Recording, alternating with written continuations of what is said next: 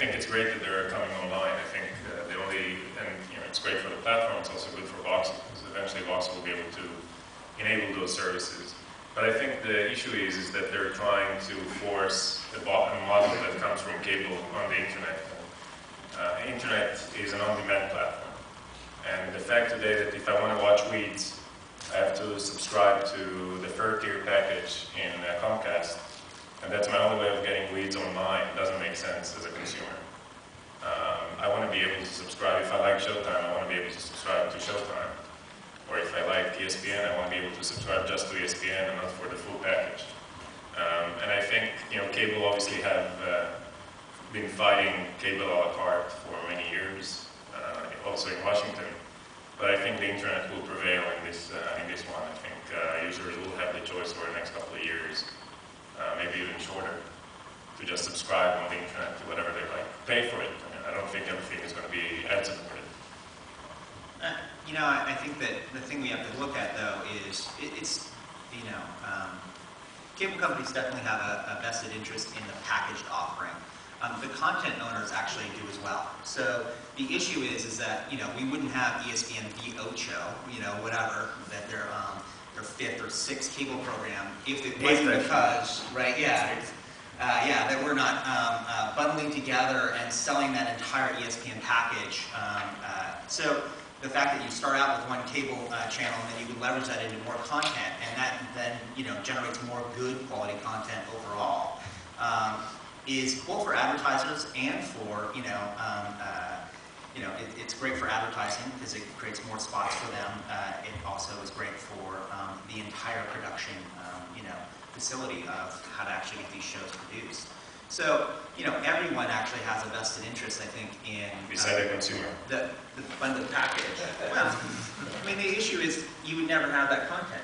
But some of it I don't want. That's the issue. That cable, that's always their argument against a la carte, is that we're funding all this great independent, small niche content, and we're here for you. We're really taking care of bringing all that, niche content, and that's a false argument.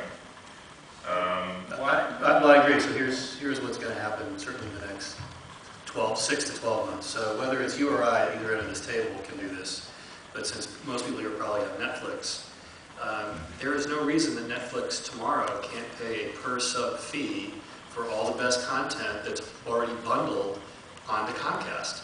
And so if you want to watch Weeds, right, they can create, probably they'll pay more than Comcast does, but they'll get a per-sub fee, and they'll put Weeds on Netflix. And there is the on-demand model that you're talking about.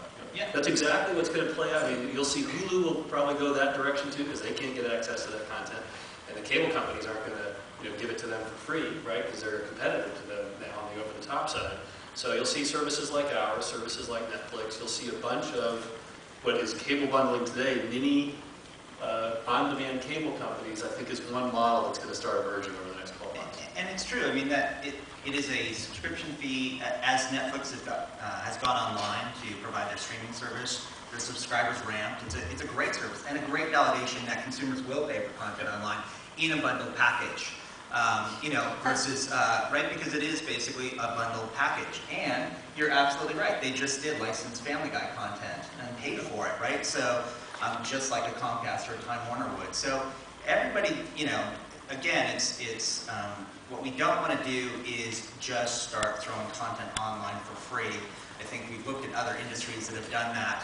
I think newspapers, I'm from Seattle, we lost one of our local newspapers, and I think we're going to be, we're going to have less local coverage and less good reporting from our, in my particular area because of that. And so I think it's, everybody talks about, the broadband video revolution, and, I think we need to evolve into this model and make sure that all parties actually can continue to create good content that, for all kinds of consumers with all kinds of niche interests. But the existing model today, I think if you're making great content, you shouldn't be worried, and you'll be able to monetize the content.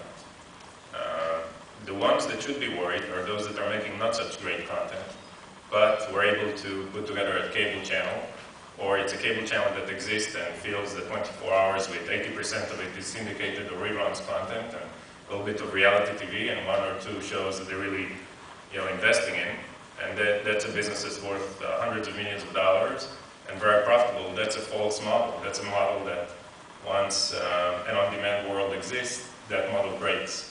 And I don't think users lose, and I don't think content owners lose. I think if you make great content, you'll still be able to monetize it. So I think it's a much more honest model for everybody.